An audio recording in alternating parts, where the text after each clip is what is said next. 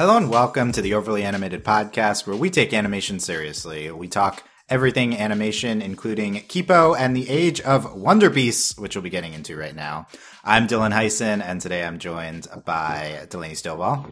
Hey, y'all. Michelle Anderer. Hello. And Alex Bonilla. Hey. Yes, we are talking the new DreamWorks animated series, Kipo and the Age of Wonderbeasts, which we'll probably just call Kipo, that premiered. Yeah, it's too long. On Wonderbeasts. Well, you don't call it Wonderbeasts. I don't think I will call it Wonderbeasts. Who calls it Kipo. Kipo. But then it's like the thing where you're referring to the character, the show overall, but that's every show. It premiered on Netflix on Tuesday. It's 10 episodes in its first season. And we are going to give you our thoughts on the season overall. We're talking about the entire season 1 of Kipo. We will start spoiler free. I want to do this because this isn't a show I think that was on a ton of people's radars. So I want you to be able to hear our initial thoughts on it if you have not seen it. And then I'll give you when we're getting into spoilers, and we'll talk about the entire season. So if you haven't seen it, listen for a few minutes, but then stop. But if you have seen it, we'll be talking everything from the season. We talk a bunch of animated shows and movies here at the Overly Animated Podcast. Find us at overlyanimated.com. Search for us on your favorite podcast app, on Spotify, or find us on YouTube at youtube.com/overlyanimated. Not too much background to get into on Kipo, I think. It's newest DreamWorks series animated by Studio Mir, who I think a lot of us are fans of. Yeah. You couldn't tell? I mean, I was getting vibes from several shows, but yes, absolutely. This show was on my radar because of Studio Mir. As Studio Mir stands on the radar. And created by Radford Secrist. And we are going to start off with initial spoiler-free takes overall. Basically, did you enjoy Kipo, Delaney? I loved Kipo. So I like I said, I was anticipating Kipo, and I wasn't keeping up necessarily with when it was coming out, but when they first announced it, and I was waiting for it to drop. I just didn't realize it was going to be this week. I loved Kipo. The animation is gorgeous, not a shock from Studio Mir. And it's just, I think it's a great story and it's adorable. And Kipo herself is a great character. And I really love the music. And this is just a really fun show. And I was talking to Dylan about it this week. And honestly, for me, this is kind of like if they turned Spider-Man into the Spider-Verse into a TV show. It has that very similar vibe and it kind of animation style, in that it's not really comic booky, but it's just, it has a lot of it's like hip hop and animation together, and it blends really well in this show. And it wasn't something I was anticipating, and I loved it. This show, I am super excited about it. I loved every minute I was watching it, and I'm really sad it was only 10 episodes. I need season 2 right now. Where is it? Awesome. So Delaney, very high. Yeah. It has musically at the very least similar to Spider-Verse. It has the same music supervisors as we're on Spider-Verse. Oh, really? Yeah, oh man, this is great. I'm so happy. Yeah, I think it's an easy comparison given the the blend of hip hop and animation. Yeah. Not a ton of shows or proproperties like that. An already compliment, because I love Into the Spider-Verse. Who doesn't like Spider-Verse? It's the best pretty high movie compliment ever. Everyone loves it. True. Okay. Michelle, what do you think of Kipo? So I remember when the original trailer dropped a while back, and I was very I love this color palette. Oh, these character designs are very nice. I don't know what this is, but this seems really pretty. So going in, I didn't have a ton of expectations, and it was just honestly a super fun ride. I think the animation was obviously a standout, but also the voice acting and just characters in general were so good. I fell in love with Wolf immediately. Benson and Dave really grew on me, and I think honestly they're both really precious and wonderful. And Kipo's a great main character. I kept getting tripped up because I kept hearing Alexa and also Glimmer in my head, and it was why are these also sort of similar voices? But that's not her fault. She did a great job. I think the humor also really worked for the show. But really, I think the fact that this show, and we watch a lot of things, but this show in particular used animation in a way to just kind of do these really crazy like chase sequences. And it was so visually exciting because it's a little wacky and crazy and out there, but it's like part of the whole gist of like this being a fun, adventurous, sort of crazy experience the characters are going on anyway. And I feel like that's the kind of thing that like might be harder to like, you know, prove to people might be a good idea, but in practice it works so well. I'm glad they just went so hard on it. Like the Ferris wheel. Not the Ferris wheel. I mean, the Ferris wheel, yes. The Ferris wheel was good. Actually, what I was thinking of was Benson. When we first get introduced to Benson, like his entire that intro scene, sequence, yeah. it's it incredible. was so good, and also just like the ultimate frog chase with like Jamak and like everyone like in the air and just like running on top of things, and it's so just visually impressive. But in the just, background like, shots, like yeah. which I think that's a big thing that like I love it when they come out with art books because you get to pay more attention to the backgrounds. And I think that's another like impressive thing that the show has done is, again, it's studio mirror because so it's obviously going to be gorgeous, but the background shots of everything they're just so beautiful.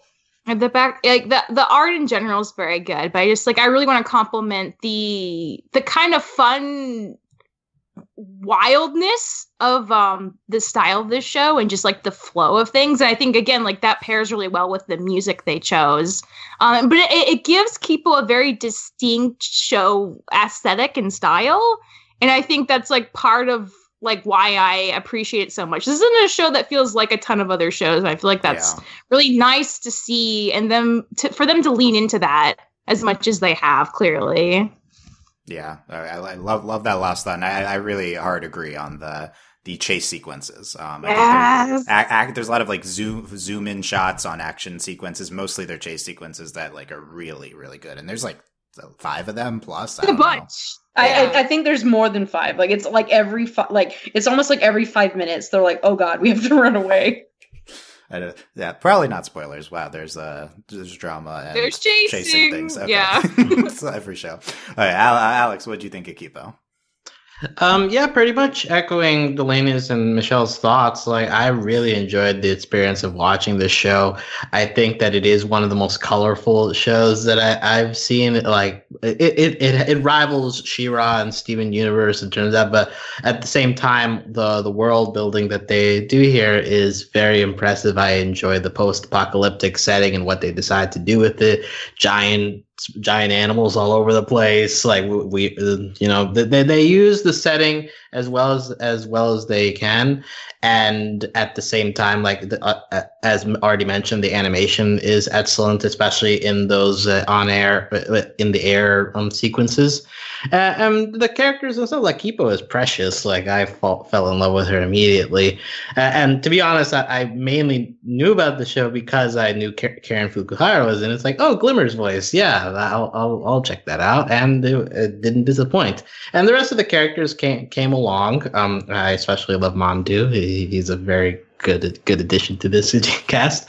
But yeah, and I will say it's super, super wholesome in a lot of ways. Like you get some cheese moments in terms of like the power of music and the power of friendship. So like your mileage may vary on how effective those parts are, but I think on the whole, it's a very fun and wild experience to go through. I think that it wraps up in a place where it leaves you wanting more. So season 1 of this show is definitely a success, and it was definitely a very fun couple of hours to spend. Yeah. I think this is a really special show. It's not like the best show ever. I mean, it's the first season. It's a really, really strong first season, but this is, I think, one of the most unique and special shows we've talked about here, in my view. I'm really, really high on it. The visual style and sound music execution is so unique and incredible, and like that's something that really stands out to me. You know, we've talked about like 50 shows or something. Like it just, the shows that are just are artistically incredible, I think, are the ones that are more and more standing out to me. And this show blends that with like genuinely great character work and very good writing. The criticisms I would have of the show are, in the writing in some aspects, but like it's a first season and there's some specific episodes or some character groups or so. I try to talk about it vaguely. We spend a lot of time on, but it's just like very well executed across the board. And it's serialized, which is a huge thing. Like usually these types of shows aren't. For me, this experience of watching the show is very similar to Hilda. I think the show is very similar to Hilda in a lot of ways. Yes, definitely. I can see that. Although I would say this has way more of a story than Hilda. Right, so does. that's a big thing that sets it apart. Is it's serialized. Hilda's not really. I mean, Hilda's overall serialized, but like it didn't have that connective thread in its first season. But these are just the experience of watching the show getting like blown away by the art style and just the general production of. And go like the same thing as Hilda. The first few episodes are just incredible, and then like maybe it settles in a little bit, and once you're settled in, some of the not much as serialized parts aren't as good. But I think this show turns it around again at the end, and the last two episodes are great. And I love Hilda. I think the show's better than Hilda. I think the season worked better for me.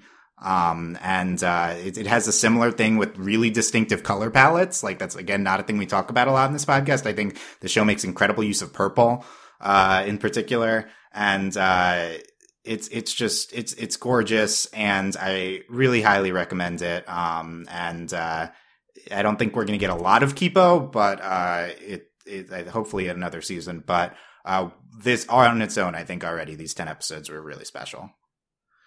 I think purple is my favorite color. I just want to put that out there. Also my Kipo's favorite color. Yeah. Kipo is purple that and is her favorite color. Yeah, a lot of purple. So definitely check it out. I think some people might have some like people only familiar with DreamWorks, recent DreamWorks shows from Voltron, or like DreamWorks shows, but no, like watch this show. No, that's the other thing I think that really like stunned me was that this is a DreamWorks show, and like right out the gate, like this show has like I think they've done a great job with it. And it's one of those things. Studio Mir show, incredibly different from Voltron. Yes, very, very different. I was more into this than even the first season of She-Ra. I think this is a high point for DreamWorks in terms of definitely. It's also unique. I mean, I'm not totally sure about this, but this it feels much freer to do its own thing. It's not adapting a well-known property, which is a common thing with DreamWorks. Well, it's also this. I mean, I might disagree a little bit about like quality with Dylan, just because I think I might be a little bit higher on this show than Dylan with the like. I really think like this first season is incredible, and not just for like a first time whatever. This and what like so She-Ra first season's great, but it's characters. You don't care about the world, and I won't be on it. And I'll be honest, we're about to enter season 4, and like I still don't care about really like the world of She-Ra. I just care about the characters. Well, I like what Alex was talking about. The world building they have done in Kipo in 10 episodes is astonishing and it's not even that like, and I don't even feel like they're keeping things from us in a way that's. Ruby, that's like bad, like, or that they don't have the answers. It's just they're actually doing this reveal step by step, and they're doing it in a really like not only like narratively interesting way, but a visually interesting way. Because that's the other thing. Like when they introduce things to us, like you turn the corner, like there's a giant bunny, like that's how they introduce you to stuff in the show. And I think that's one of the strengths is it's not just it's not just the mythology. You get stuck on this show because the world is interesting and the characters are interesting. Yeah, I think the world building is a big standout thing that it has over a lot of shows. No, I'll take this over. This is in the realm of the Infinity Trains and Genlocks of last year for me. Yes, that's very high praise. I do want to. The reason I say those story points, like I think if people are expecting Infinity Train story wise, like it's not going to be as good. But it's right. like the show's strengths are its visuals and sound. It's different. We're also telling a different kind of story. Yeah, like this is different kind of story. This is this is not dissimilar to Avatar in this this is a travel log. Like, we're exploring, and they name drop, which I don't think, like, it's not like we see a map or anything, but they name drop different places we go. Kind of similar to Avatar Season 1. Like, definitely. Like, it's kind of this, we have this end goal, but we're going to travel around everywhere before we get there. And then we finally get it, and it's like, nope, JK, you have to go do this right now. And so I think that I've really had very similar story points, and again, it's different. Like, it's very different to have these very small narrative arcs versus a show like Kipo where I'm not to spoil, but, or are we past that point? No. So we'll hold off for another minute. Well, narratively, like, Kipo is a show that story takes it beyond one season. Like, these are not, like, this isn't, it leaves you at a satisfying point, and we'll talk about that more. Yeah. Okay, so let's move into spoilers. So we recommend seeing Kipo. I've seen people not as high on the show as some of us, or maybe all of us here. So I do think people are. You'll fight. Okay, I do think people will. Not necessarily guaranteed to love it as much as us. Again, I do think it's like a specific type of great. So if that's not as resonant with you, honestly, if you really enjoyed Into the Spider-Verse and you're and you like travel logs and bright colored shows, like, you should watch this. I'm not necessarily saying that if you watch She-Ra you'll like the show, but it definitely has a very similar, like, whimsy. Yeah, I think it's very different type of show than She-Ra, but and everyone needs to watch it at least and try it. Yes, everyone just needs to watch it. Because I mean, honestly, like, I watched the first episode and I was like, I'm in love with Kipo. I must protect her forever. Like, I think they really hooks you. Well, I think it's like basically it's like a 2-part pilot. I would say watch the first 2 episodes. Then if you're not into it, that's fine. But it also, the story does get better, I think, by the end of the season. So we recommend it. Let's move into spoilers. So stop listening if you've not seen all of season 1 of Kipo and the Age of Wonderbeasts. Like, I think this title is kind of silly and might turn some people off, but I also think is representative of the world building they're doing. So I kind of like it in that regard, but it also silly. I don't know.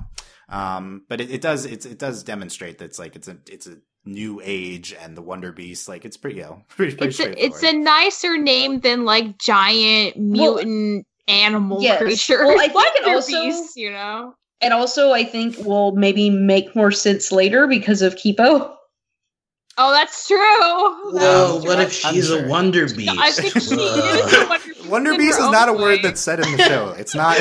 Not yet. Well, I just mean like, that's because, like, obviously, like, I would classify the Mega Bunnies as a Wonder Beast, but also Kipo is like whatever the heck Kipo is. It's not.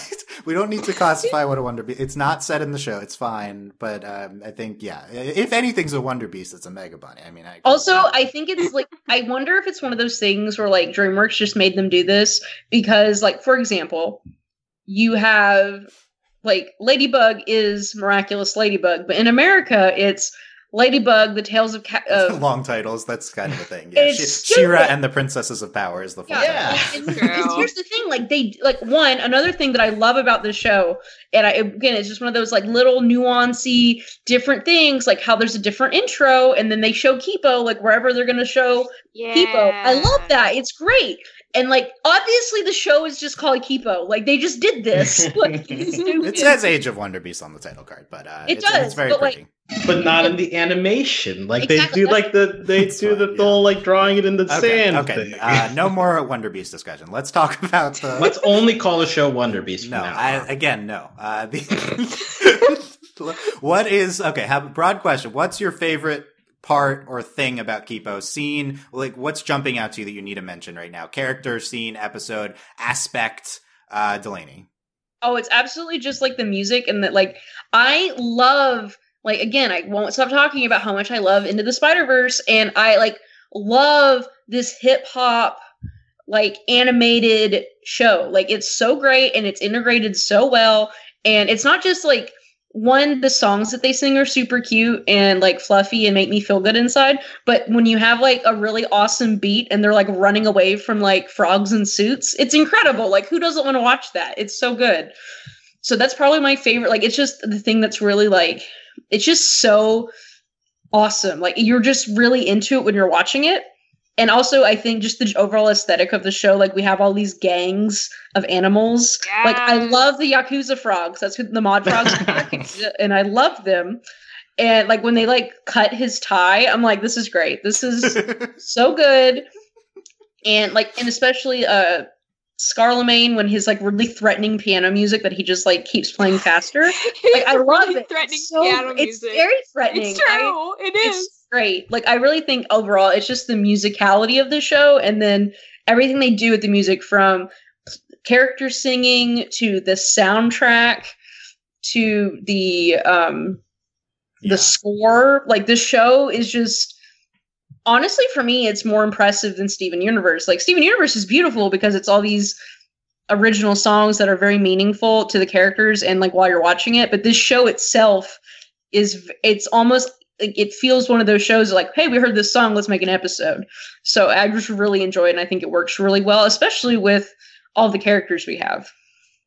I think the music is like the right answer to this in terms of uniqueness. Like this is the thing that sets this apart from every other show I think we've ever talked about, is the use of music and type of music they're talking about. And yeah, it's like this show does simultaneously, it has an amazing score. It has original songs. It has songs the characters are singing in the show. It also has original soundtrack songs, like that they composed for this show that characters aren't singing. And then it also licenses a ton of music, existing music, to use in the show. And they already put out a mini soundtrack. It's not the full thing from the... I'm like currently adding it to my Spotify. I've been listening to it. It's incredible. But yeah, it's just like we haven't covered a show that uses music in quite this way. And that is like the absolutely unique thing for me, and super standout thing. And we'll talk more about it. Michelle, something different that is really jumping out to you about Kipo? I would say my top two favorite characters are definitely Wolf and Jamak, just because they speak of me personally. I love Jamak. He's such that character who like comes off as like greasy and like low key evil, but like it isn't fully there yet and has a chance to be redeemed and maybe open his horizons a little. And he does, and it's great. I love how like upset he gets when he gets the ink stain on his suit, and how much he tries to value a system that could care less about him, and he grows and changes. It's just wonderful. I love Jamak so much. But also Wolf, like the second, and I gotta give props to Cindy Michaela, because she really like gave Wolf a very, like, I feel like she brought so much to that role, just like in terms of like her voice acting alone. And like you see Wolf, the second you see her, she has this dead like wolf carcass that she wears is like a cape. It's like, well, there's a story there. I wonder what that's all about. Pretty dark on its own to start with. Very this dark. character. And that's one of the things I like about the show too, because like they're not afraid to go there, and it honestly gets pretty scary at times. And I like that we're able to explore that, and it's not something that's considered like, I don't know, too much for children. I think it's just enough scary. It's so good. And it's one of the most like interesting backstories with the most weight, certainly, of all the other characters. Yeah. And I love that they gave that to Wolf, because it makes so much sense. And the way she is, especially her juxtaposition to Kipo in general, like her personality is so different, and it makes a lot of sense why, but I think they work together really well as characters. So I love having like the literal sweet cinnamon roll, and then like the grumpiest human on earth. Like it's the greatest. Like it's the greatest hair. It's so great. Shaded. I also gotta shout out the umlaut snakes and the timber cats. I love the pulp. Oh wow! Okay, we'll talk about those. Deeper. Oh my god, the timber cats! I'm triggered. Yeah, Michelle. Okay, Michelle has to mention the timber cats. Yeah. Michelle, how is Benson not at the top of your list? Because he's a sweatshirt with the cat on it. It's true. Benson is great, but like he has a depiction of a cat. We have real cats who wear flannel in the same show. That's got to be more important in terms of cat representation. Yeah, okay, we'll talk about the timber cats. The timber cats were insulted by that. They weren't like, was this supposed to be funny? Like, no, it's really old. I don't know, man. It's old. He just dug that hole so deep. Yeah, he did. Poor guy. Yeah, I want to talk a lot more about Wolf and Jamak. Jamak was my surprise star towards the end of the show, right? Yeah.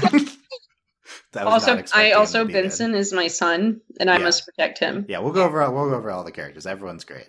I don't know. I have not Dave. Dave? I don't know. Okay. I appreciate Dave for what he is. Yeah, he's good for what he is. Okay, Alex, standout thing for you from Kipo. Well, I guess since Michelle already took Jamak, I guess I gotta take Kipo. Yeah, Kipo.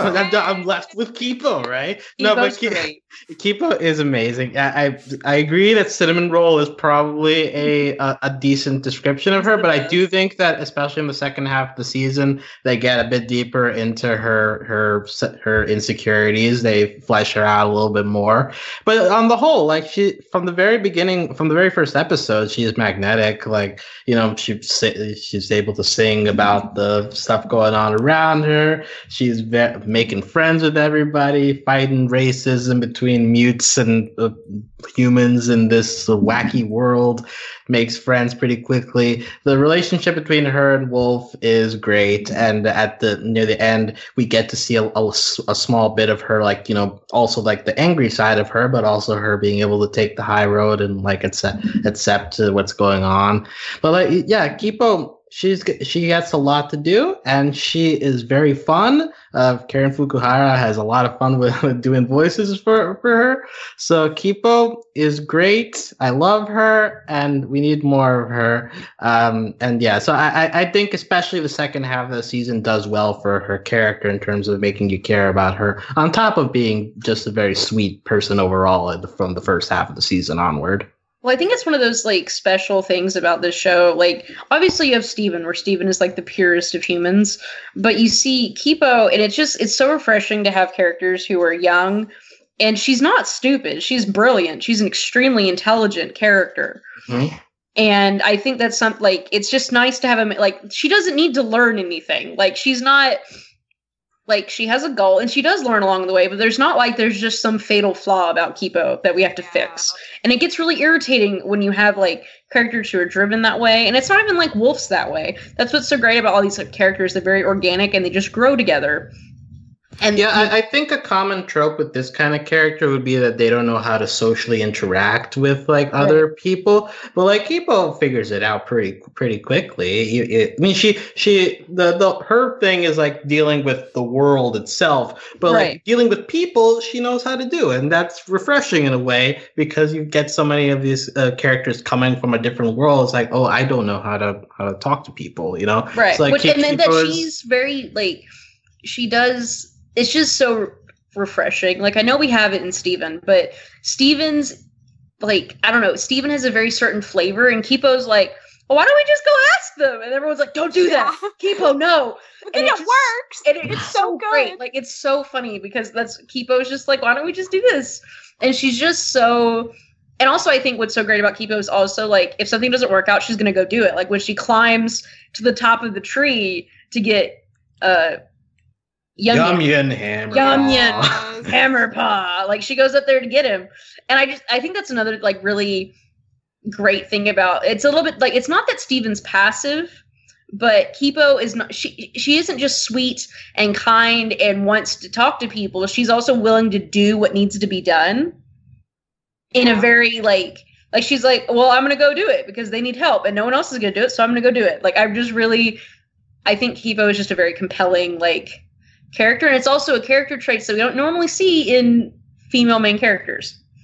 So it's nice. I think it's telling that, like, by the end of this season, like, you get that final shot of her, like, returning as a hero, and all the friends are, like, in awe of her. And that's after one season. Like, some shows take, like, 4 seasons to get to a place where their new character is respected by everyone else. But here it's like, and it comes believably. So, like, it's great that we get there that fast, you know? Like, with the help of all her friends, she kind of conquered the surface. Yeah, more on Kipo to come. That's a great start on I love Kipo too. Definitely my favorite character. Yeah, so many things could answer to the best thing, but somehow we've not talked about, and I regret not talking about this in the pre-spoiler section, but the show is incredibly diverse. Yes. So this is a very important thing about it, like why I think it's so great and resonating with so many people. First of all, there is unique queer representation on the show, which we're going to get into with Benson, since we're in spoilers. And but even more than that, not more than, but just alongside that, all the characters in the show, all the main characters are black. Yes. Like every single one. Every single one of them. Almost the entire main cast of the show is black too. Like at least and plus Karen Fukuhara, and then like the only like white guy is Jamak. Like it's whatever Scarlemagne is. Scarlemagne. I guess he's the main character. Well, it's so great also when you're watching the show, like the one time you see a white person, it's like the one guy who's like in a mask that he, like when Scarlemagne takes his mask off. That guy. Yeah. And it's like he's like the one white guy. Yeah, but like this show's like is like I think alongside Craig with like the best presentations of black characters on animation today. I told this to my fiance and my friend who was visiting. I was like, so I'm watching the show, and not only is it amazing, but I'm like, they're all black. It's great. Like this doesn't happen. Like these shows don't exist. It's like on top of everything amazing that we said about Kipo, it's also just like one of the best presentations of a diverse array of characters we've ever seen is on any of these shows. Like on top of everything that's like so good about it, it's like also just great in like almost all of these ways. Well, and it's the representation that we were always talking about, that we just need it, like just do it. It just needs to be here, and they do it in a way that it's just so like all the characters are black. It's not even like it's a big deal because it's a thing, but it's like this is just the show. But like the show, inside the show, it doesn't really talk about it that much because it doesn't need to. They can just exist, right? Well, because we're in this post-apocalyptic, like, and apparently Kipo is part Jaguar, so whatever. It's just yeah, Kipo, what, like half black, half Korean, half Jaguar, half Jaguar. It's like a third. Yeah, whatever's going on with it's her. unclear. You know, I think the show. Yeah, no, I was telling, like, I was talking to my friends, and I was like, yeah, so everyone's black, and then we even had like this flashback, and Kipo's mom's not even white. It's great. Like she's not even in the show. And like problem is it's a fake mom. So like what she says mom. is not clear if it's true. Well, we can at least know the image is she's bringing it out of her head. Yeah, well, I think we know. I think we know she's Korean anyway because Mandu.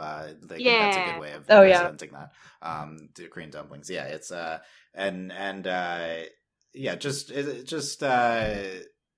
I don't know. It's the stunning that all of these, like on any other show, all of these people are white. Like it's almost like I don't understand. Like it's like the Kipo shows that there's no excuses to just not have any type of person on any show. I think we can also, I think one in reminding me of Craig in this regard, I think the Kipo and her dad, voiced by Sterling K. Brown, I think those are some of the best interactions too. Just like, Craig and his family interacting. Yes. Very reminiscent of that for me. Oh, Kipo and her dad are like the cutest. They're such big nerds together. Yeah. And that's the other thing that's really important to representation is, you know, like Black Excellence. We have this, like, he's like a scientist and a teacher, and like we don't just have like all these characters who are black. Like we have actually great representation of these characters. Yeah.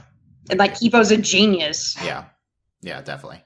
Well, and then can talk more about Leo. Let's start on, I guess we've talked about a lot of things, right? Let's talk about the world. I think that's the thing the first episode is trying to present the most, is like this world that we're in, this post-apocalyptic setting where it's very dangerous post-apocalyptic world, but also like very cute. I guess is like it's not like horrifying monsters. The biggest thing is probably just big versions of animals, as we learn. I feel like the more I don't know. I feel like the more we got into just different types of big animals. I like that there's the first episode I think does a good job of presenting the setting in the city, and I don't know, it starts with like, oh, here's a city. No, it's like really run down and apocalyptic. There's like these weird bees and stuff, and I love the bees. I love their music. It's so good. It's like, oh, they're spies. Even they have a purpose. Okay, that's cool. It's great. But yeah, I think the most unique aspect is just a bunch of big talking animals, right? Like, but then also big not talking animals. The giant corgi at the end, the giant doggies. What if they talk? Who knows? But yeah, the big and big and the our gang is riding an actual flea. Yeah, it's great. Yeah, the flea. And there's like a slug car in the beginning. I remember. That. Oh yeah, when she's like, yeah, she goes to all the shops and then she's like riding. It's so great. Yeah. So I don't know. I think this is they spend a lot of time early on establishing this world, and then we see different settings and like these animals. But I think like the setting is still stands out to me. The episode I'm thinking of most post episodes 1 and 2 is 6. I think does a great job showing the city in like a gorgeous light. And just for me, I'm finally playing Last of Us, reminiscent of Last of Us in its gorgeous presentations of a post-apocalyptic setting. The show reminded me a lot of what I'm seeing from that game. I feel like it's very immersive is the main thing. Like I feel like this is a world you jump into pretty quickly, and it's a big anchor for everything that's happening. I mean that scene in episode 2 where they're flying through the city and like the skyscrapers coming out at a bunch of different angles, and it's like it's all falling apart. Like that scene alone is great in terms of like getting across like how far gone this place is, and also like how cool they can animate stuff around this kind of messed up world, and they just keep delivering throughout the show. Like it's strong in episodes 1 and 2, but it just keeps going throughout. Well, they also know that we've all seen this before. So I think that's another thing that's so effective is that everyone has seen this before. Like we've all seen post-apocalyptic cities. And so I think that's what they've done a great job is not only making it unique, but like what they highlight is very visually interesting and unique to this world. And then they don't spin we don't need to know what happened which I mean, granted, we might find out more because I think that might be related to Scarlemagne, but this like what we're going through, and it's all very visually interesting. And because like we played The Last of Us, we've all seen The Day After Tomorrow. Like this isn't new. It's a very common genre nowadays. Yes, post-apocalyptic settings. Yeah. And I think the most unique, the key aspect I think is the concept of mutes. Right. The talking animals. But I think like the concept of them presumably mutating from some sort of nuclear stuff happening and becoming mutations. Yeah. So, I think it's so wrong. I thought Michelle, were we both confused? No, it was very unclear. No, it was very unclear in the beginning because at first I thought it might mean non-talking animals. Yeah, that's exactly what I thought too. We were confused. Like, why are they calling Dave a mute? He can talk. Yeah, exactly. I thought mutes were only the names for the mutations. Yeah. No, I also so thought much that. more sense. No, I thought that in the beginning, and then slowly, like I think I came around there pretty. Yeah. After. No, it's pretty confused. Yeah. Like it is confusing at the very beginning because Mondu doesn't talk. Yeah. So it's like, oh right. yeah, you can't talk. I mean, I think the first episode, like you watch it back and everything makes perfect sense, but it really throws you into the weeds, like, and it doesn't necessarily explain that much. And Wolf's talking about like she doesn't eat things that talk, and so you have to like get your bearings, I think, and it's just a very fun experience, just kind of being thrown into this world. And I sure, think that's definitely not a complaint. Well, I think that's another thing that I really like about this show is just right off the bat, like. When you start the episode, like when you start the show, she's literally like, "Oh God!" Like you just watch her get washed She's down. Been thrown into this environment, literally, and I think, too. Yeah, and I think it's a really great, it's a great introduction. Like I really enjoyed the first episode, and I thought it was well executed, especially like we find out through bits and pieces what it was like her life before. But we're experiencing this with her, like, as she's discovering things. Yeah, and in the first episode, she's like, I didn't think you could live on the surface. So I do think it's safe to say some nuclear warfare stuff caused. Reminding me talking about it of Adventure Time's approach to this, I think. Well, I also think maybe global warming, perhaps. Yeah, I mean, I could totally, I mean, a lot of properties now are kind of doing both, like, global warming causing nuclear. Well, at the end, it's very, like, they were reading the expiration date on something, and they were like, oh, yeah, 2020, and so we know they're like it's been 200 years, and then Dave is like, yeah, Dave is 200, So it's interesting. Like, I wonder if we are going to kind of get into it a little bit about what happened. Yeah, I think I could see it taking the Adventure Time approach of never kind of fully explaining it, and it's just like this backdrop of mystery surrounding the right, which the I'm setting. fine with. I do think like something's going on. Like I feel like we're definitely going this Planet of the Apes direction with Scarlemagne.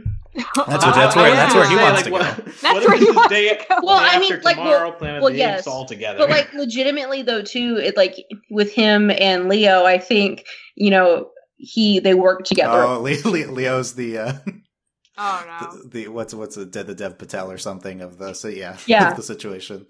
What did Leo cause the nuclear apocalypse or something? And that doesn't make sense, right? I don't think he's that old. No, I think they like work together or something, and like because I think Leo. We could relationship.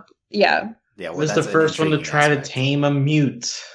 I don't know. Yeah, we'll see what his role in is and everything. We can speculate on that, but yeah, I think it's a good coverage of the setting, and we'll hit on some of our favorite mutes and stuff surrounding. But Timbercats. We can talk about that now. Okay, so Timbercats favorite. What else? Umlaut snakes. I think the main two are like in terms of so importance great. to the story is like Timbercats and the Mod frogs. Yeah. I do love the Mod Frogs just for their aesthetic. Yes, Yeah. they're so. During the first two episodes, I'm like, oh, this is a world run by frogs. This is new amphibia, right? Right. Like, but then you meet everyone else. It's all other animals. Like, oh, it's just their section. Yeah. Right? And then, as my fiance said, the lesbian skunks. Okay, yeah. We don't really get into them, but they're there. Yeah, They're around. The scooter skunk. I love the Mega Bunnies. I love their They're so great. Their role in the story as a device and also as a threat, and then the Mega Bunny soundtrack is the song for that is really good. Also, they're adorable. Yeah, good representation of what the aesthetic the show is going for. My least favorite is the workout raccoons, but that's okay. I love them. What's wrong with you? You don't love these workout raccoons? They're not cool like everyone else. They're like hiding. They're so great. Look, there's room in this world for pacifists who want to just hide. Yeah, that's But fine. I love them. They're great, especially like it's just for their 80s aesthetic, and also and the fact that they're like you don't have big hair is so great. Like the 80s, I really enjoyed the 80s workout raccoons. They're great. It's pretty funny. The snakes I think are a really good show in that snakes episode. Are so good. Yeah. What others do we have? Are we the weird water guy? The wolf. Obviously the wolves. The Newton wolves. Yeah. The nerd wolves. They're great. Yeah. Billions I and billions. When Dave was like, yeah, so obviously the Earth is flat, and like, oh my god, the wolves just lost their mind. Okay. Why aren't we talking about the rap? That is the most important thing. Yeah, this episode, this show features a rap from Jizza and John Hodgman. Like, it's about the creation of the universe. It's amazing. It's so trippy that happened. So great. When they were like, oh, we're going to tell you everything we know about the Yo universe, and then I wasn't ready for it not only to be a rap, but a rap with props. Yeah, the props were. It's on the soundtrack and on its own, but it's with the visuals of the props. I think it's even better. Like when he turns into the sun and then he's flying, it's so great. Also just wolves and turtlenecks, incredible. Yeah. Okay, I think we can revisit as we go. Just quickly commenting on the musical mutes. Can I point out that Joan Jett has now voiced in 2 different shows, and she has not sung in either of them. Like she's voicing one of the snakes, and they're jamming with pretty guitar. Hey, she's the rocker snake. I mean, I feel like it's okay. She shoots some funny so lines good. here. Also, Grey Griffin was really funny too. The snakes were. I really like that episode. We'll talk more about that. But we can run through the characters. We talked about Kipo. I think Karen Fukuhara is doing a little bit of a different voice here. I think it's not as peppy as Glimmer. So I'm going to admit to being an idiot. Yeah. So I know that long ago, at one point, I knew she was the voice of Glimmer. But I'm watching the show. And I'm literally on episode 7, and my fiance, who hasn't been watching, is like, "Is that Glimmer?" And wouldn't shut up about it. It's true. Like, honestly, she sounds a lot more like Alexis from Craig of the Creek than I think she does Glimmer at all. And that's all about the kind of character she's going for this time. And I think that's really interesting. But, like, it was tripping me up how much she sounded like Alexis because I was just introduced to Alexis way first. What about Sewer Queen? Does she sound like Sewer Queen? Okay. Those we covered her roles, but she's Kipo's really wonderful. And the journey with her being part mute, but also like you guys were mentioning all of these moments of like courageousness from her. Yeah, that with her finding the leader Timbercat and like the butterfly in episode 3. And I was rewatching the finale, and she's like fighting with the giant arm, and yeah, James the Tick. She does so much. The Tick, yeah. Kipo really standout character for me. Definitely my favorite. Well, it's like when she first when she's like, "Oh, I'm just gonna go talk to the cats," and they're like, "Don't do that." She's great. Like I adore her. Like I said, love her interactions with her dad. Love them singing together. They're so cute. Yeah, they're really cute. Karen Fugar sings like a few times in the show. It's wonderful. When she sings to the monkey, it's great. Oh, I love Kipo in the beginning of episode 6. I think like trying to figure out the riddle from Dad, like on top of the billboard. Oh yeah, Kipo, I really enjoyed that too. Kipo with Wolf every time is just amazing. Well, the first time she was like, "You're my best friend," I was like, "I'm not gonna cry. I'm not gonna cry." Kipo and Mandu in the early episodes, and Kipo and I'm Benson serious. Episode like the 6, first episode hooked me. Like I was like, "This is so good." Because at first, like I just hate binging shows. Like I hate it. I don't enjoy it. Mainly because I just want to play video games, but it's fine. So I was like, I'm gonna watch Kipo. And I started the first episode and I was like, I have to sit here and watch all of it right now. And that's really, I think, a testament to like, honestly, how engaging and beautiful the show is. And also it's right up my alley. They're adorable. It's gay and hip hop music. It's great. Like, it's so great. That's great. I also feel very seen by Kipo. In the first episode, she both freaks out over the baby bunnies and the pig, and also asks Wolf for hand sanitizer. So I felt very seen by that. Also, she's like, "Don't eat him." Yeah, don't eat it. Yeah, and crusades for the pig not being eaten. Wonderful. So yeah, Wolf, they know what we're about. We immediately got a fashion show with Kipo. Immediately, and we got a fashion. Yeah, we got her trying different outfits. Good. Yeah. All those looks were so good. I was very impressed.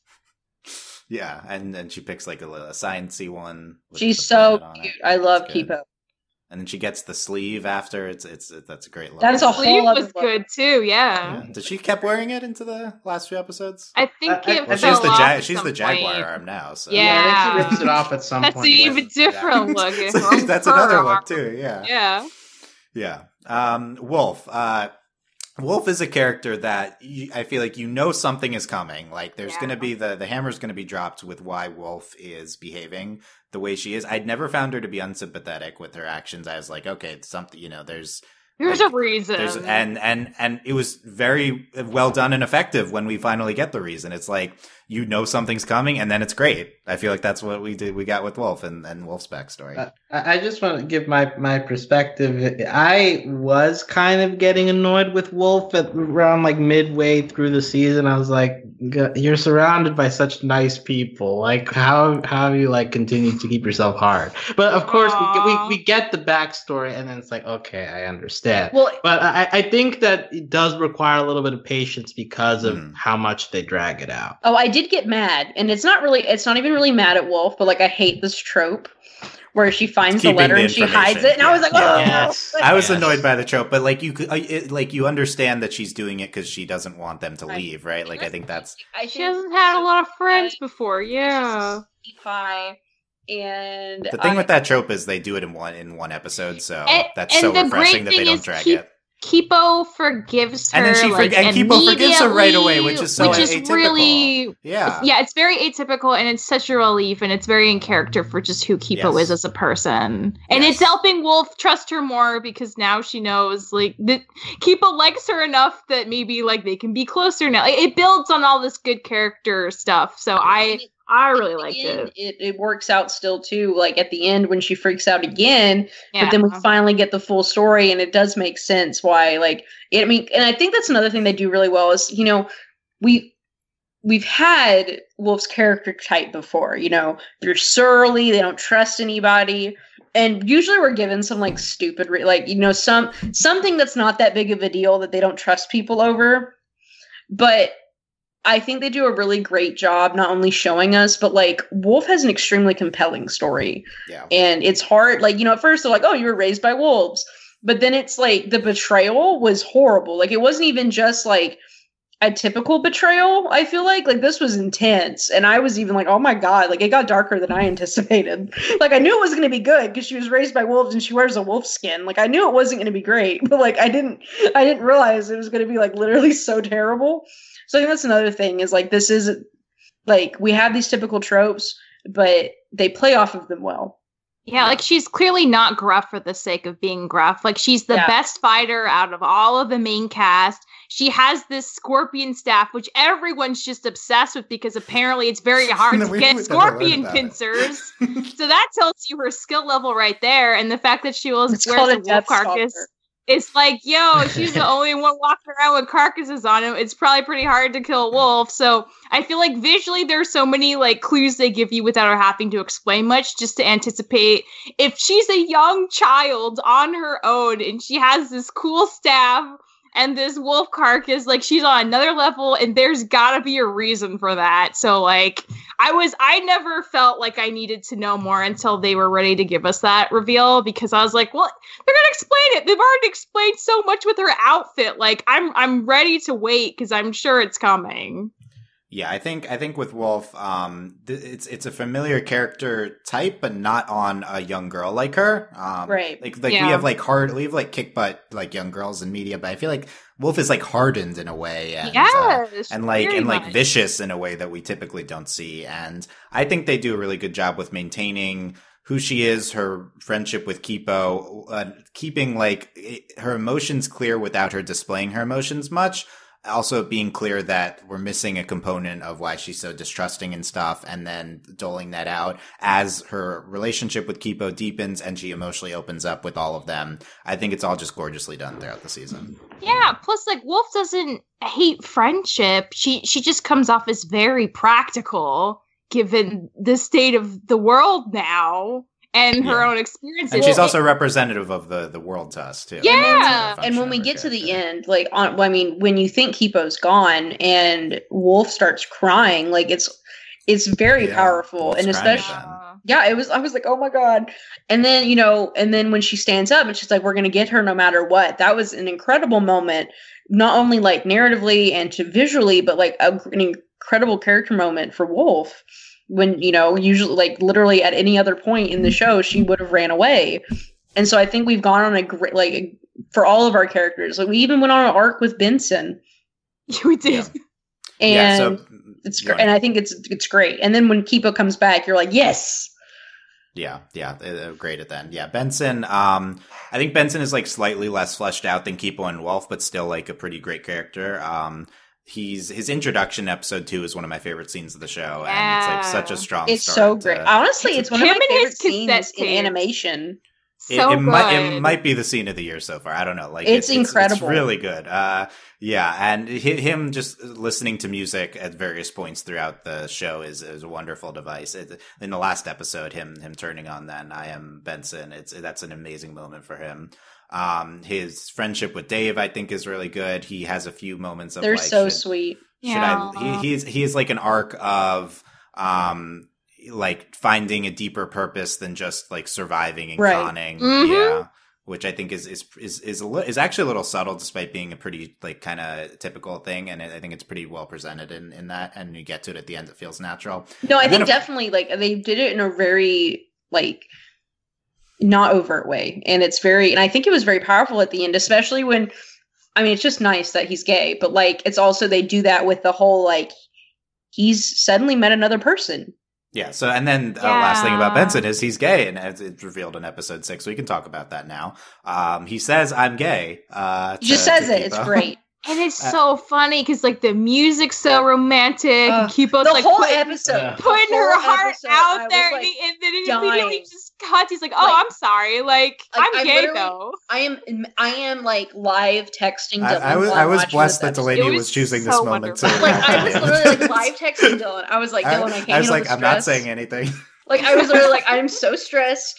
Like, I was like these children, and like we even have like they're on their little like canal like boat ride. And I'm like, oh my god, the stress. And she keeps blushing and looking at him, and I'm like, stop it. And then I mean, the whole time I was like, this is like it wasn't even like I was against it. I was just like, Kipo, like it was just they were doing it so hard, and I was like, Kipo, oh god. And then Kipo's just like, I like you, and I'm like, Yeah, oh she my goes god. for it. Like She's I brave. was like, Kipo. And then he's just like, I'm gay. I was like, I like right before it happened, I was like, he's gay. And then he was like, I'm gay. I was like, yes. So like it was really great to watch. And Dylan enjoyed me like flipping out the whole time I was watching it. And I think that's just like we never have this. It's not even like we only see him date guy. He just says I'm gay. Like this doesn't happen. Yeah. So, but first about the scene. Yeah. They have you. Like they're like they have you. I'll just my experience what was your experience with well, it? my experience was very similar in terms of the cringing throughout the episode. It's like, oh no, horrible. like why are we like? It started with Kipo turning like 13 or whatever. It's like, oh no, we're doing the puberty things. Like, oh, I suddenly like boys. Oh no, Nice, yeah. and so we're like building that, and you He get like to the takes her on moment. a date, and you're like, I want to die. Yeah. So like, it's not great, but then it just I'm gay, and then I go. Like I just like let out. It was like tension just released all at once in the form of a big And laugh. people So it was- reacted so well. yeah, and That's the other that's thing like a that's good so part great. too. That at least like the recovery was pretty easy. So all in all, I think if you're gonna do this trope, I think this is the best way to overturn it. So good job on them. Yeah, the show does do a lot of quote-unquote tropey things. I think it always is very careful in how it writes them. Like, I'm always very impressed with the dialogue and how it executes on kind of common devices. This is definitely a good example of it. I saw, I don't think, like, Kipo was, like, in love with him or anything. I think this is about her learning to process intimacy and different forms of intimacy at a young age. I think something that resonates at that age or even at our age still, like Oh yeah, well she's just hanging out. He's just really nice. And honestly, I will admit, and you guys know how much I am like desperate for platonic boy-girl relationships in children's shows. Oh no, were you shipping And them? I actually was fine with it. Oh. I was No. okay with it. And Well, I the thing think is, with he's also older, so it makes sense, Kipo to have that like attachment. And the thing is, the reason I was fine with it is like it was totally Kipo the whole time. He just kept being like, "Oh, this is great. Oh, he's really nice. He's doing all these nice things. He's a decent person," and I am responding to that, and I like it. And maybe these feelings are more. And that was so believably progressional too, that I was like, you know what, this is gonna happen. Of all the things to be a hetero ship, I guess I hate this the least. And then when he said he was gay, I'm like, oh, I guess my like Michelle's not allowed to have ships. No. Straight ships. Yeah. No, I was with. But they're with, biffles, so it's fine. Like when they hug, I was like, yes. Yeah. Look, I'm with Michelle. Throughout the episode, there's like you see Kipo starting to react more to stuff. I'm like, wait, what's happening? Am I shipping this? I wasn't shipping this before. Yeah. And I feel like I was just very tapped into what Kipo was feeling, and so I wasn't the thing like is, I knew the entire time he was gonna turn her down. Like I knew that in my soul, so I was okay with it. And then I was like, oh my god, he's gay. Like it was so great. I didn't think that was. I didn't think it was necessarily he's coming. like, but oh, I got a special present for you. Yeah. And he like takes me to this whole carnival, and it's like, yo, like I think this is his way. Like I was like Kipo, I was like, I think this is his way of just being like, you're special, you deserve a special present, but like in a nice boy way, because he's a nice boy, and he is still a nice boy. That's just there were no signals there. It's That's just all. Benson being Benson. We see later how he processes feelings as he's awkward. So Oh it's not my like god, it, it was so Even more endearing. great. No, there was a thing. So my fiance didn't know, like she hadn't watched any of the episodes until episode 7. So she's watching it with me, and then that whole like rainbows, pink, and she starts yelling. And I'm like, yeah, he's gay. Like it's so great. Like yeah. So I think that the stuff with Benson being gay we get is obviously the end of episode 6 and our middle end, and then and I was satisfied. Like I was like, this is good stuff. Like if nothing else happens, I'm fine with this because this didn't look like it was going to be any romance. It's a travel log. We're just adventuring. And then no, they give me the greatest present on earth. So glad there was more. Yeah, so he's a huge difference between just being like, oh, I'm gay, it's not going to matter in the story, to like seeing him like see another boy across the room and be he's so like, oh. And they have things in common. Oh my god! Like the It's same so obscure. Yeah, they're talking about music. Yeah, and then gay just like what? And like then that. and then he goes to try to save him at the end. Which It's is, so yeah. great. So yeah, he moments together. It's like that's like paying it forward. Like it's nice to say you're gay, but it's even better to see you crush on a cute boy and start something. You know, it was an amazing follow up. And in addition, a subtle thing I think was in episode 7, though, when he's having his dream, there's just a bunch of boys like kind of cheering him that on. was noticing That's that true. yeah. Like all of the fans are dudes. Like that was I noticed that and I was like, this is so good. Like that was definitely intentional. That was amazing. Like it was just like all these dudes in swim trunks being like, dudes. Yeah. So in terms of the broader scheme of queer rep, and we can talk about this more we talk about the state of queer rep in animation. This is the first time we've covered a show where a character has just said, "I'm gay." Yes, like doesn't happen. Can you believe that? Like, wow. This is something we've been asking for, me and like on these podcasts for a long time, and the reason is because they just don't do it. Like, this is actually kind of revelation. Like, this is like a big breakthrough. It's coming from DreamWorks. Like, it's for some reason this is a big barrier. Is a character just saying they're gay, especially a kid like this, and I don't know. It's hard. It's on one hand, it doesn't feel big, but it's also just like, no, this hasn't been done in kids. It doesn't happen. Like, yes, you have Korosami, and they're like obviously together, but like, no, at no point in any of the shows that we covered does a character be like, "I'm gay." They don't say it. Like, it doesn't. We had it's a weird taboo. Like, people can kiss, but they can't say they're gay. And then, so I think this is really like, it's so great. And honestly, to me, it's more meaningful. Like, for example, if you're going to have characters in a show and they're never going to say I'm gay, you have to make them kiss. And if you have a show like this where there is no romance, they can say I'm gay. And to me, that is equivalent. And like, and so I think like that's what's so great about this is we get both. Like he says he's gay and then he's like, OMG, look at this cute boy. Like, yeah, it's a perfect like follow-up to compliment to this. Yeah. Like, this is so great. And it's astonishing. Like, this doesn't happen. Like, it's always a big deal when they make characters gay, but the fact that he says it is like, this is we have literally years. Me and Dylan are like, when are they going to say they're gay? Like, just say it. I'm gay. Like, when's Pearl going to go, I'm gay? Like, that's true. Right? Like they don't say that. That's pretty long overdue. And another big factor here, this is a fantasy show, but it's a human saying this, which is also like an extra thing. Like, I'm gay. And that's the other thing. Like, they're just at this carnival run by rats. Like, but like, he's like, I'm gay. And I'm like, yes, we have a carnival. And the other thing too is Kipo isn't like, oh my God. Like, she's like, oh, okay. That makes sense. Like, she doesn't. It's normal. It's normal. Like, she's like, and like, she doesn't even say anything annoying. Like, oh, my 2 friends in the borough are gay, which her 2 friends in the borough are gay. I just need y'all to know. I thought they were like sisters or something. I don't know. It's unclear. They look very similar. By the way, bigots in our society, like these borough mole people, were accepting of so you have no excuse, right? Like, Kipo was fine with it instantly, and she's interacted with very few people. It's really well handled this season with Benson, I think. And that scene is so weird because it's doing. Also, the fact that we're talking about all these characters are black, and it's a black guy, and he's gay. Incredible. Yeah. Like, this is such a big deal. Yeah, big deal. It's great how it's presented. That alongside the racial diversity of the cast is amazing, and hope we see more of this with Benson next season and the guy Benson and that guy. Oprah. It's like, you get representation, and you get representation, and you get and it's good representation. Like, they do such a good job, and they're like, sprinkle little music here. Like, they're like, here's a great show for you. Merry Christmas.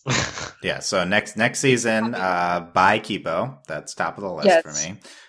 Give Kipo a girlfriend. Give Kipo a girlfriend. A trans character. There's still some more stuff to do, right? But by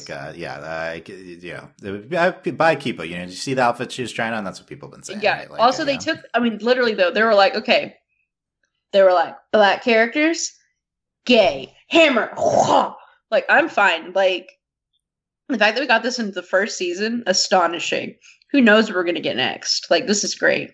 So, yeah. So, related to this, we haven't been confirmed for season 2 of this show yet, but it seems so. If they don't give it to me, I'm going to cry. I've been trying to figure this out. The show is wrap production, Yes. So we won't be seeing a lot of seasons with this show, right? Like, I think, but I've seen crew members talking about this as season 1. So I think we might be seeing 2 seasons of Kipo, and that's it. Maybe 3, but that would be max. Which honestly makes sense based on at least like the current plot we have. I can't imagine that like, taking this isn't seasons. Like this doesn't seem like, because there's no giant arc we're working towards. It's like Scarlemagne. That's just it. Yeah, like Scarlemagne. Like, this isn't something that. Also, like, we basically, Kipo already, like, made peace between, like, 3 mutants. Like, what else is she, like, just put her in front of the other 2 and she'll be fine. Like, I mean, she's gonna wrap this up pretty quick. That and radiant power is, like, the only 2 things I can think of that are on the show. She murders Scarlemagne by episode 2 next season. It's fine. Yeah. And then it's just them going around talking to all the animals. No, so I think it might just be 2 seasons, but I'll take another season. That's fine. Like, yeah. Hopefully that gets announced soon and stuff. Yeah, okay. We're talking about the rep. I think that was a good discussion on all that. Let's we can come back to it if there's more to talk about. Opposite type of discussion about the Dave character. I guess kind of a guy. Dave cycles through different stages of being a bug. The animation of him ripping through cocoons is always both disgusting and impressive. So. It is impressive. Or like he's when like he phoenix. And when he like loses like limbs. Oh yeah. And then they just like when they stick like sticks in him. Yeah. And he's like, this hurts. My favorite part is always when he goes from being his most adult buff self to like an old man and being useless. It's so used great. In fights so many times, and it's always funny. It is. I agree. It is always funny because like he always wants to help. Like, I'm sorry, like especially at the end when he like and he's like, I told you, you jinx it. Like, it's so funny. Yeah. Also, we should be impressed by the voice acting. Like, they have to go through like they have to cry. They have to be like gross teenage Dave, which might be the worst iteration of Dave. It's not a lot of that. Everything. Yeah, Dion Cole voices Dave. For me, this is a character I had the least patience with, but I think Dion Cole does such a good job with this character. He really, because like he says a lot of like jokey, annoying lines, and he really nails every single line. Like, I ultimately don't hate Dave, and and that's impressive. Well, it's because Benson and Dave together are the Benson and Dave are really good. Yes. Yeah, like when Dave's a baby. Oh my god. Yeah. I think it's very impressive that even from like episode 2, it already feels like a lived-in friendship. Like you immediately accept like, oh, these 2 have known each other for a while. Like they have their chemistry down pat. So I think that helps Dave a lot. That like he's already been accepted by the human analog in this environment. Yeah, I think I was frustrated by this gag of him going through the cycles being something we chose to keep doing over and over. I don't know if they necessarily get a ton of mileage out of it, but they do play with expectations with it, and there's like him not being helpful in certain situations, then being helpful at the end. I think that's pretty like well handled. The gag, like obviously it's a terrible gag, but I think considering they like created this character who does this, I think they did it well. Like, because, I mean, how much mileage are we going to get out of this bug man? Like, honestly. Right, it was way more than I thought we would get, yeah. So, honestly, I think they did a really good job considering. And I do think it is funny. He is, like, there was no reason for him to be with Kipo and when they were with Jamek. And, like, when they're in the sewer. Like, I'm like, go away, Dave. Like, there's no reason for you to be here. But other than that, like, when it's him and Wolf, that was funny. And he's like, he interacts with different characters pretty well and stuff. So yeah, him and Wolf. Dave.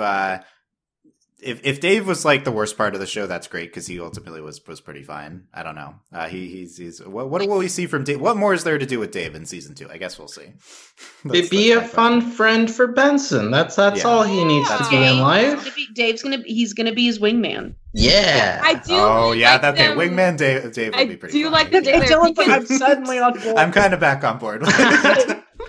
Because Dave's whole thing is like, he's a really tough guy character, but half of his transformations put him in a really helpless position, and Benson has to take care of him, like when he's really young or really old. So I think like that's a nice juxtaposition too. Like he's very old and wise, and like kind of like Benson's a soft boy, but Benson ends up doing a lot more stuff because Dave can only do things half the time he's alive. Yeah, puts Benson in different positions like that. It's good for his character. I will say that old man Dave might be the best version of Dave. Oh my god, it's so funny. Because like everything he says, huge body to that tiny little frail body. He's just like, dang it, like in his old man voice. Good.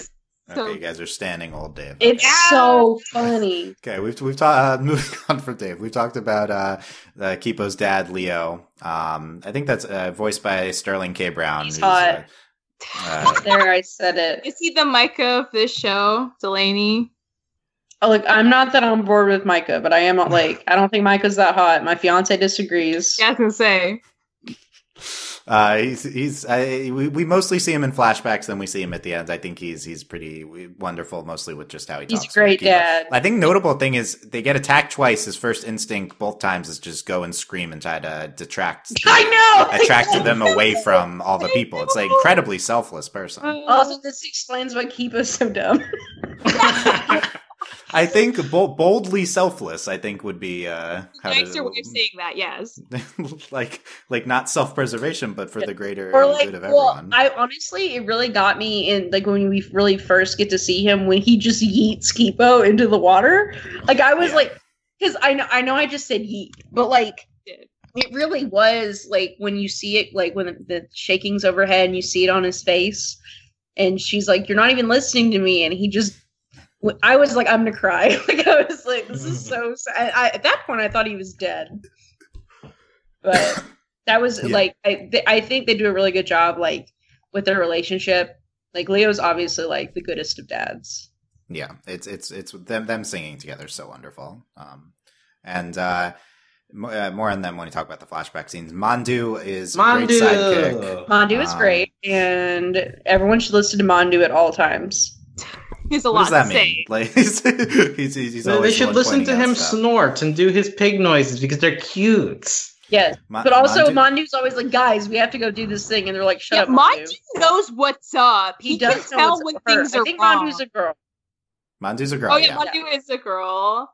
And voiced by D. Bradley Baker, of course. And I knew it. The classic. Okay, here's the thing. My fiance is like, why does Mandu talk? They have a voice actor. And then I was like, well, so-and-so in Avatar, I knew it. Like, I should have just said, like, I just knew it. Well, it's a 50% chance at least it's Steve. It is a 50%. I was right. Modern Frank Welker. Yeah. My biggest thing with Mandu is how dare DreamWorks make a contest to win a Mandu plush and not have it available for sale? Come on. Maybe it's coming. Maybe it's after the contest. Better be coming. Give me Mandu right now. Yeah. I have Pua and Mandu and their best friends. A twig from Hilda equals Mandu, and there's not a twig plush available for purchase either, and I'm so mad still. Yeah, get the off-brand ones. I get that Jamak plush. No Jamak plush. You can't. No one wants to. Yes, Jamak. What is he gonna do? Kill you in your sleep? Yeah, right. He's gonna. You'll be afraid his tongue's gonna come out. Excitement in life. Who doesn't want that? I will say that is honestly, I think, also a great testament to Kipo's characters watching Jamak.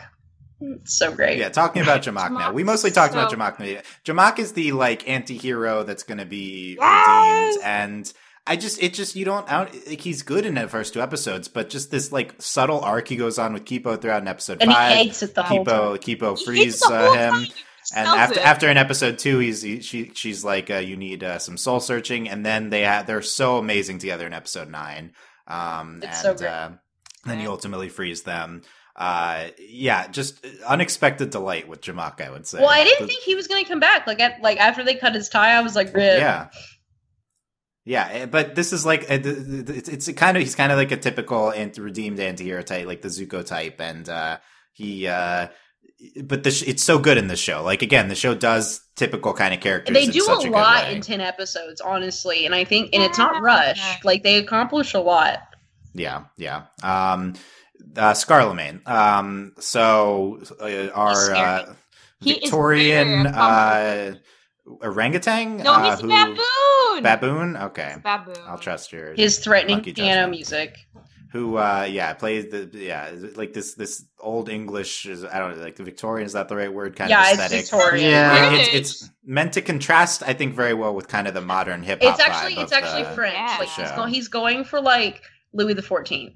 Okay, yeah, I could see that. Yeah, and he naturally secretes a pheromone that mind controls monkeys. Which makes sense. Yeah, I guess. Yeah. No, I mean, sure.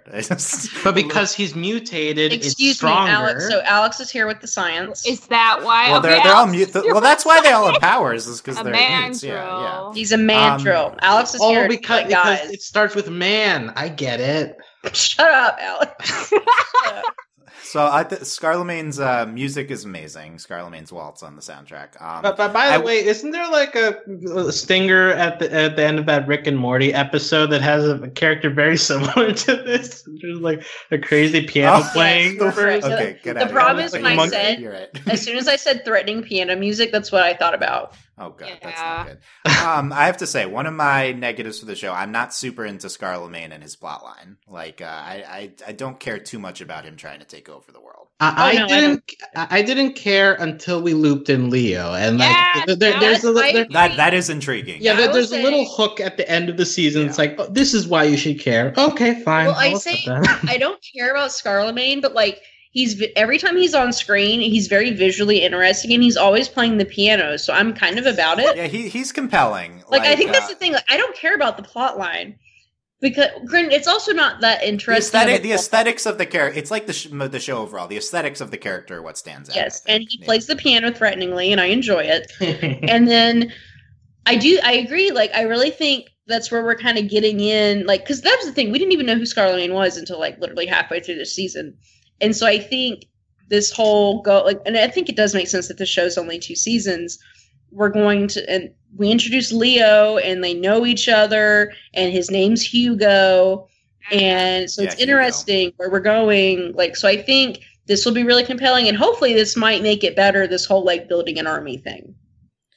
Yeah, I'm also just not a fan of the mind control, so I hope no one you care about gets mind control. Correct. That will be unfortunate. Maybe Scappa Leo. No. I mean, they got beef. I do think it's interesting. They do got beef. Didn't try to immediately like mind control him, so it makes me wonder if he doesn't like hate him. If it's more complicated than that. Also, he didn't even take the humans. He was just he just grabbed Leo. I think they took some of the humans. They did, but like not like he mostly I guess he didn't care about getting everyone because there's other people there. I think probably they're friends at some point, and that still means something to him. Also, maybe he like values him as like an intellectual sparring partner or something. Right. Like he's a huge nerd. Yes, he's all coming back. I'm excited, honestly. I do think that's like the most intriguing part of it. Yeah, and that's a big thing in the finale, so that's good. The other big plot line in the finale, I think we talked about most of the plot stuff I've written down, except Kipo turning part mute and then gets this giant arm at the end. I say Jaguar only because the song is Purple Jaguar at the eyes at the end. So I will say she looks like a jaguar. It looks like a jaguar. I have something very embarrassing to please disclose. Do it. So like the first time the arm happened, I literally was like, "Wait, we've never met her mom. Is her mom like a giant cat?" No, I thought so too, Michelle. Yeah. I mean, but how would that happen? I mean. Why not? They're mutated. Like I think that's the most natural thing to assume is she's literally half mute. Like her mom is. I think that's still. I mean, they hooked up. I mean, I don't know. Kipo, I never told you. I had a fun night with a Hugo one night. This is terrible. Some sort of breeding program. Yeah. Like no, but I still think that's in play because the mom isn't canon from that episode. That's true. But you'd think the dad would have said like the dad mentions that she's got sick when she was younger. It could have been sick animal, sick jaguar. Yeah, It is possible. I assume that's not what's happening. But, I also assume that's not what's happening. Or maybe it's like weird werewolf rules where she got bitten by well, one. I mean, to be fair, we're also dealing with like, again, and this is frustrating to me, to my fiance. I just accepted it because, I watch shows. She's purple. Yeah. Like, and here's the thing. Yeah, so we even talked about it. that. Kipo is purple, and you're like, oh, this happens in a cartoon sometimes. Like, I Yeah. accepted it.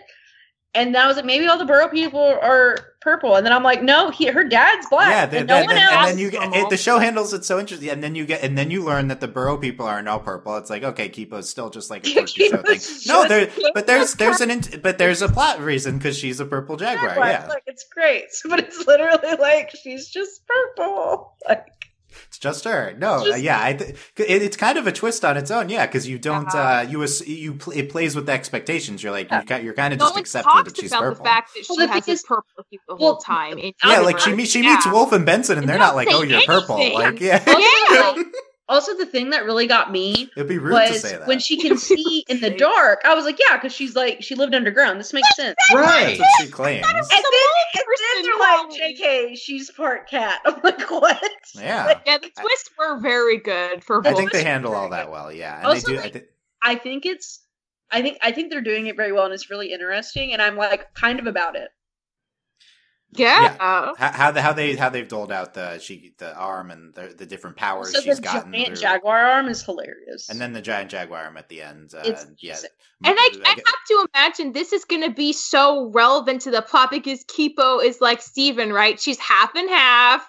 She's going to be the one to. She's the bridge. Yeah, I mean, she's already doing that, right? Yeah, she's already being the bridge. That's already kind of, and I love that too because it just will culminate the show so well. Yeah. Absolutely, I think that's what. Also, I love jaguars, and she's purple. Like, this is great. It's good. Yeah. Not to bring Rick and Morty back in, but the episode with Morty with the giant arm. That was bad. Oh wait, wasn't there a purple jaguar in Tuca and Birdie? Tuca had that pet that was a purple. They're very popular. All these comparisons. Something I want to note: I love some of the best parts of the show are the beginnings of episodes because they always begin each episode with the. Not on like the Kipo gang. I love the first episode, but half of them are flashbacks to the Burrow. There's a few that are Scarlemagne. That one that's just Jamak like being miserable Jamak, is great. And like I think it ends with the giant poop falling on him. Yes. It's like one of the best executed poop jokes you'll ever see. I did not hate that poop joke, despite hating poop jokes. Yeah, I love how they do the beginnings of episodes. It's each one is really compelling. I really love it, and then just the visual, and like also just visually, like where's the Kipo? Where's the Kipo? Yeah, and then they build in the Kipo. Yeah, mentioning this, I love the impact of the theme song in the beginning. It's just a short so 30-second thing. It's really good. More minimalist theme songs, please. As a connoisseur of animated theme songs, like this is up there. I have to say, I like the flashy theme songs, but this is good evidence for minimalist ones being the thing better. is, like, it's this because is really good. One, they use music so well in the show, but again, it's also this whole like, it's the intro, and then they drop. I think it's how they build it in. It's they visually intro it. They also build the music up to it. I think it's one of those execution on it. It's one of those really interesting things, and I think this is up there with kind of like Rick and Morty stingers. Like we have this very purposeful, interesting. Like they have to do this for every single episode. Like it's not just like, listen, I love. We all grew up watching Power Rangers, and we all love watching shows where it's the same intro every time. And you memorize the theme song and it's great. And you have, 30 seconds to go to the bathroom before the episode starts. But I love this, like the amount of care that had to go into this. And I'm excited to see more in season 2. Like this is much more interesting and compelling. And then, I gotta watch the She-Ra intro like 8 times. Granted, I never skip it. I don't skip it, but still, it's nice that this is interesting and it's, integral to the episode. Yeah, you mentioned the amount of care. I just want to reemphasize, like, I feel like every single thing seems so purposeful and carefully done in this show. Like, I was never frustrated with dialogue, which I'm very sensitive to. Dylan is very sensitive. And so many tropey things happen, but they're done very well, and they say things slightly differently than you'd necessarily expect. Can I mention one thing that kind of bothered me in terms of like tropiness? The whole thing with the underground society, and like there's a boss like, oh, Leo, you can't go outside. Yeah, that guy was annoying and boring. He sucks. His dialogue kind of stinks, and it doesn't really amount to anything at that because like Leo gets Kipo back in, so like it doesn't matter. I think it's like the most minimalist way they could have done the antagonistic force in representing their. But why even have him there? Like, just skip. Well, I wonder. Well, I do wonder if he's going to be a bigger part in season 2 because that would be a possible justification. Because for me, because that's where I thought they were going. Like right before Kipo came back, I thought it was going to have to be Wolf was going to have to start arguing with this dude.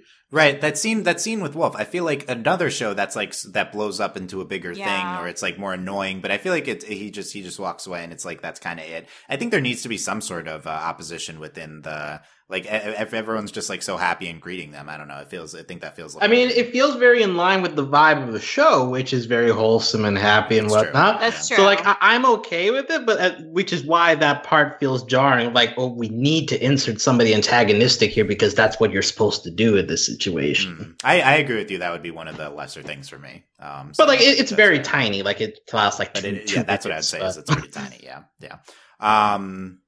Yeah. Okay. So, I mean, we've talked about the visuals a lot, the music a lot. I don't know. I think the action sequences, like we've talked about, there's a lot of like these close-ups, which I think are used to amazing effect. Just generally the style is like, it feels a little studio mirrored, feels a little bit like some other shows, but just the use of color and the use of motion and the way some things are drawn, I think it's also just very differently. Yes, it is very different because I feel like the animation here isn't necessarily like we've seen Studio Mirror through like Korra do a lot of like, oh, the fight animation is going to be very good. But the thing that's really compelling about this is like, it's more about the characters just moving through their world that is so stunning. It's not just fights. And I think that's I agree. It's not like the fight scenes aren't necessarily what stands out. It's the motion. Yeah. Exactly. Well, and we don't really have fight scenes. Like the majority of them, like we were talking, are chases until like the finale and until the finale. And even then, that fight scene is very like she just hits one and they fly away. Like, and so I think it's definitely more about the characters. Yeah. It's not this very intricate fight animation that we've seen from like a Voltron or a Korra, but what stands out in the finale is it's set to like original music in the background. It's like this music video, more Ruby style fight. And it's more of like an impact. And what I appreciate about it. So, you know, sometimes when you have your big fight sequences, and Ruby does this a lot, like you don't even see what's happening. Like it happens so fast. And it's like, obviously I appreciate that they animated it, but it's like, I don't even see it. Like you literally like, it's hard to follow. It's hard to follow. And so I think another thing is there is a lot going on in the show and it is visually stunning, but like all of the chases and you really, you have a moment to not only take in what's happening, but really take in the entire scene, which I think is, and then that's also what really makes the music impactful is because it's the whole experience, like 360 of what's going on. And I think that's another reason why this show is so engaging. Yeah, definitely. And I mentioned all the music parts as well, and they're on display in the soundtrack, but just just the flow of all these different types of things that it's integrating, like licensed music, original music, score, all flowing together, and sounding different than we're used to these types of shows sounding, with more modern. It also mixes in classical music at some points, or like slower, like older music. Yeah. And I mean, the cat episode is full of country banjo stuff. It's so great. So good. You do a lot of different styles. It just, I think like, I mean, we talked about so many wonderful things, but what's like most unique, I feel like the one most unique thing I feel like is the sound. That's the thing I'm so impressed by. Let's like close by talking about episodes and scenes. I'm interested in this. I feel like there's not necessarily one standout episode, so I'm interested in what your guys' favorite episode is. Is there anyone that stand out, or is it just like I don't really have one? I think it's really hard to pick. Like, especially again, you know, it's hard when you binge a show also. But I really don't know, because like I really enjoyed the Timbercats. Mhm. But I just love the Timbercats. And like that episode's great, but like I don't know. I really think it's hard. I mean, I think honestly the closest would be Mulholland. Just for because it's probably the most different out of all the episodes from all the like it's not different just in that it's very different, yeah. But it's very different from the rest of the season. It's more character and emotionally tapped in, I think, than episodes usually are. I think that's a good pick for a unique one. Michelle, do you have a favorite?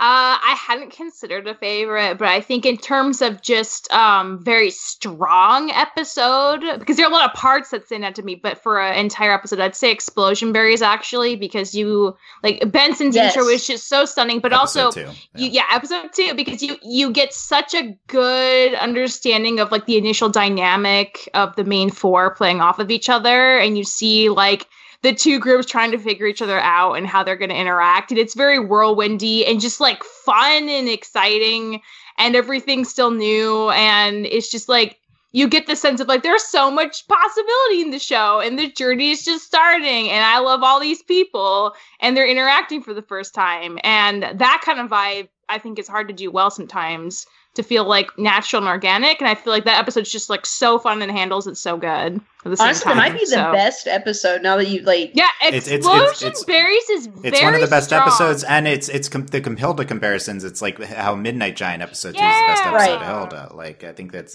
certainly building you into the world. I can run through. I have been thinking about this more, but Alex, your favorite off the top of your head? Yeah, same. Yeah. No, I think the cat episode is a legit possibility for best episode. Like, it has a lot going on. I would say episode 1, like, for Delaney has mentioned a lot of times, like, how perfect that episode is in terms of just throwing you into the environment. And it's an immediate figuring out who Kipo is. And you get the introduction of Jamak, of Mandu, of Wolf. So I think that episode just does so many things right that like there's a good option for that being the best episode. And I don't remember exactly what happens in like the final 3 episodes, but I think Mute World also has a lot going on because that has the wolf backstory. It has Jamak and Kipo like hanging out. It's doing a lot of awesome things there too. So I think episode 9 also has a case. But yeah, it's hard to choose what's the best episode because I think we've already commented on this, but the fact that like these episodes are able to fit so much in 22 minutes, like the only other show recently that I had that feeling with was Undone, which is like how is this fitting so much stuff happening in just like the 1 22-minute thing where like other shows it feels like it kind of struggles to fill that. Like Michelle started talking about the second episode, and I was like, I forgot all that happened in just that one episode. Right, so much happens in this show. Yeah, so like because of that, I think that a lot of these episodes have a case for being the best, just because that each of them does a lot of different things, and I think they do them really well.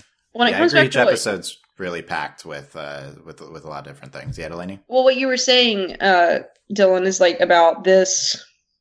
You know, you're talking about how everything is crafted with so much care. Like there is not a wasted moment in this show. Yeah. Like in this whole season. And I don't even think like the pacing is great.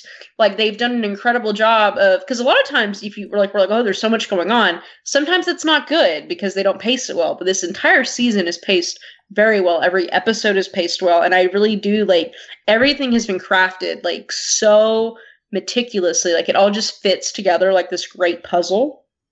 Yeah, that's a great point. There's a lot of stuff and there's a lot of like different good things, but it's also just fit together very well. That's an important aspect as well. I want to run through my favorite scenes. I think like that stood out to me more rewatching the show is just like these scenes that I love. And I think that begets like which episodes are the best because it's like what scenes. So let me go through these. So Kipo singing in episode 1, like right in the beginning. So great. That's one of my favorites. So I do think episode 1's a strong episode. There's 2 in episode 2. I agree that's one of the best episodes. Yeah. Benson in the beginning, we start off with that scene of him in like the soda truck, with the music playing. It's so good. Might be my favorite scene, but there's so many good ones, but this is really good. Episode 1 I was really into, but then the Benson thing happened and I was just blown away by that. I was like, oh my God, like this show's special seeing that. We've talked about Michelle originally mentioned it, but these chase scenes with the close-ups. I think the best and first one is this Mega Bunny chase in episode 2 towards the end. Yes! I think Alex mentioned it too. They could go over the skyscrapers and Yeah. stuff. That's an incredible scene. So it's very similar to like old school Star Wars, like the Millennium Falcon going through the Death Star.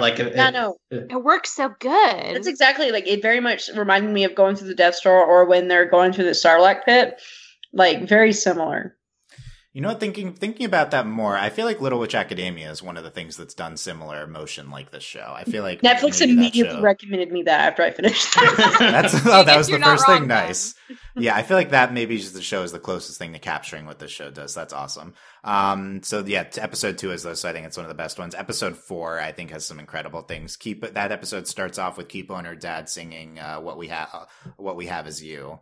Love that it was flashback. So good. And then at the end, Kipo goes face to face with the monkey Megamute, sings that to her, and then just has the shot of them face to face together. That's one of the standout scenes too. And that episode also has all the fun snake stuff in the middle. Snakes, yes. That episode's that rock out, and, when they're rocking out, yeah. and Vincent plays the drums. It's so good. It's really good. Yeah. And Dave's yelling. It's so great. The power of music, you Good guys. use of Dave. Music heals all riffs. Yeah, but I bought it, I feel like, in both instances. Yes. Yeah, the snake, because their only attribute was that they liked rocks. Yeah, So, them and the cats. That'd be into it. So those 2 scenes in episode 4. Episode 6, obviously Benson coming out. That scene, just the whole Ferris wheel stuff was gorgeous, and everything at the theme park I loved. So I really like episode 6, but the Benson scene. Episode 9, I think ultimately episode 9 is the best one. I think it's my runner-up. I was also good. When we started talking about it, I was like, it might also be, a mute world. Because I was trying to write down scenes, so but 9 and things. 10 have more broad, like the Wolf backstory stuff in 9, and then Jamak and Kipo towards the end of their arc. Yeah. There's some of the standout material. When Jamak's like talking to Kipo, he's like, "Do you want to talk about it?" I was like, I was like, "Oh my god, it's happening!" Yeah, and Kipo's so excited to finally be able to vent to someone. It's great. Yeah. It's really good. I love that. That's like like Aang and Zuko in in what episode? But yeah, it's so fun. Yeah, episode 9 so good, and then 10. I feel like I wasn't as blown away, but I rewatched it. Just all of 10 is good. Like all of the finale is really good, and I love Benson putting on the song and then charging at them. Kipo fighting at the end. Episode 10 also features the Jaguar Eyes trippy sequence, which I'm like, what? Like, still, I'm like, what was that? It was so great. I guess the show needed a trippy type sequence. Like, if it's going to go crazy with animation, I feel like it needs something like that. Well, I also really liked the entire series going through, like, when they would do the DNA, like, blood rush. Yeah, and that was the played up more of that. Like, that was the extended version of that. So I do think it works like that. That's why I really liked it. Also, like, why not? Yeah, also, why not? Another Spider-Verse influence, right? Like, zoom in on the spider biting you. That's true. That is what. Well, and also the other really thing that we were talking about, Benson, like it's something I really like. Like, it's not like Spider-Verse was the first one to do it, but Spider-Verse is the first one to do it, like the entire movie, and to do it like in such a big way. The character puts on their headphones and you can hear the music. I think they've done a really great job in this show with Benson. Yeah, and I just really loved that. And I, like you were talking about, I really loved it in the finale. Yeah, every time Benson puts on music, you're like, oh, this is gonna be good. This is gonna, it's really well used out there. You're right, that is similar to Spider-Verse too. And there's other great moments at 10. Kipo coming back at the end. The Benson meeting the guy. I'm sure there's other stuff. I just watched it, but I'm sure I'm forgetting some other stuff too. So I don't know, 2, 4, 9, 10, but not a bad episode among them. And all of them at least have that intro scene, right, which is always good. Yeah. And I don't know. That's it for. I think all I had on Kipo. Michelle, what are you thinking right now? I have one last. Well, I'm very high in this show. I'm glad we talked about it. One thing we haven't brought up that really, really struck me was the fact that we have all these different animal communities of like anthropomorphized animals, and in every single one of them, there are like prominent female characters in the group who like have substance and personalities and do things, and they're not tokenized. And it is just so wonderful to see how permeated that is, like, throughout the entire show. Like, every group of animals has, like, at least one or two cool female animal characters doing stuff that's significant. And that was just so nice to see, because it does not happen that often, you guys. And every time a new one would happen, I'd be like, oh my god, look at her! She's my new favorite! It was so good. That's a great point. Yeah, the Yum Yum counterpart, she was in I think her charge name's of, Molly. Yeah, she was the Yeah, one and like that the I two think of when we talk snakes, about Yeah, that. the like snakes. fitness raccoons. Well, it's like Yeah. it's even the The monkey. buff- The the moth fitness frogs, there's raccoon. like that one lady frog who's super Yeah, she's in cool. charge. Yeah, Yeah, she's in charge. There's like so many of them. Yeah, I don't know if there's Yeah. a wolf, but the wolf was just the two guys we didn't really meet. Well, I anyone think the else. wolves. It was like this was just like the character design. Like you just had billions and billions, but like Hey, that's the other thing. None of the female characters have like eyelashes or lipstick. Oh yeah, that's true. Everyone just looks like an animal, and that's another huge deal. Like, I'm just so happy this is happening. You don't have to give characters boobs when they're frogs to be like, this is a lady frog. Yeah, Kipo in general, very feminist show. I feel like at the beginning we didn't know it was a female main character too, so I was like kind of surprised recently. Right, yeah. Kipo. The interesting name Kipo. Yeah, I don't know. It sounds like Kipa, so I was like, which is like a yarmulke. So I was like, okay, but K-pop. K-pop sounds like K-pop. Kipo. You're perking up from. Yeah. Okay. Delaney, anything else on Kipo? Well, I just we've talked about it more, and I finished it today, and really this show, even if we only get 2 seasons, like this is an incredibly unique show, and I think it's just incredible. It's completely blown me away, and it's also really highlighted. We talked about the music directors are the same from Spider-Verse. Well, that's it. It's just the music connection, but like that's how much music is so important to animation, and I think this show has done such a great job of displaying that. And also there's just so many unique things about the show that make it so compelling, and I'm like really excited about it. Like I feel very blessed to get to watch this show. Like I think they've done an incredible job, and I'm really excited. I really hope we get more. And it's just it's been so lovingly crafted, and there's just like just everything, like from the big moments to the little things, like we're talking about like the opening sequences with seeing the title, all the music. Yeah, definitely all that. Alex, any closing thoughts? I listened to Yummy and Hammerpaw like 5 times today. Yeah, so you're a good. true cat. You're a true cat person, Alex. Good for you. Yeah, and it's the flannel. Like it's excellent combination with the cats. It is. Like I was like, this show has lumber cats. Like I think I just started. Like, that is a lesbian aesthetic if I've ever seen that. That whole Alex, thing. Neo Lumbercat cosplay, is it Yes. happening? Ooh. That's very tempting. But yeah, Kipo, good show, colorful show, fun show. It's great to listen to show. It's got a lot going on. Go watch Kipo. Kipo's good.